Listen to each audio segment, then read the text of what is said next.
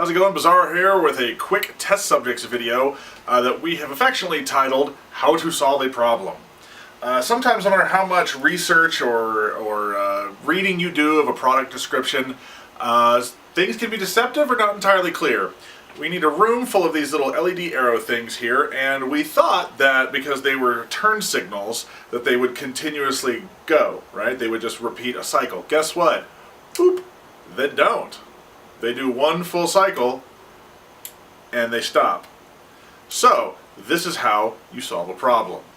So here was the answer to our problem, this little thing here. This is a little MOS semiconductor timed board right here. And what's cool about these little boards is that you can set a time sequence. So when it activates, what'll happen is you can have it either loop on a time, or when it's triggered it'll loop and things like that. So this actually was bought for something completely different, and I hadn't had a chance to mess with it yet, the other thing I made, but I have a whole bunch of these just sitting around, and I was like, wait a second, if we just have this time and keep killing power. What's interesting about these that's different from a relay is that the power comes from the power source. So I'm using my little 12 volt tester battery that you've seen in other videos here, and let me show you what's going on. So I plug this guy in here, this gets powered, as you can see, and so now it's running a timer. So it's taking power, turning it off, turning it on. So this way we get what we needed, which was the thing continuously pulsing like this. And I don't need any external power supply because the 12 volt battery is powering this and this at the same time. And this is going to be running multiple of these, probably about 10 of these.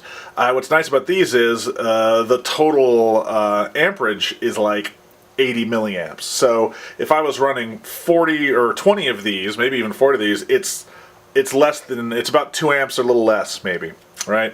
I'm bad at math. So this is what helped us solve this problem, and I would highly recommend you look into these little MOS boards. I'll put a link in the description of wherever I post this, or I'll just put it up here at the bottom of the video like this. So that's how we solved this problem.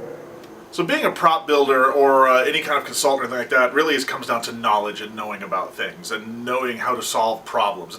Problem solving is a big part of prop making because you always encounter problems you could not foresee and you have to figure out how to fix them and stuff like that. So I think the takeaway here is to kind of learn about the world around you and learn about what's exists out there for certain situations, such as these little guys here. There are tons of different types of timer, relay, on-off type things, and they all work completely differently. Like this one does not have a normally closed, normally open situation. Some of them require different powering. Some of them are completely timed differently. It's crazy how something that is similar will always be different. So hopefully this helps you if you ever find yourself in a similar situation.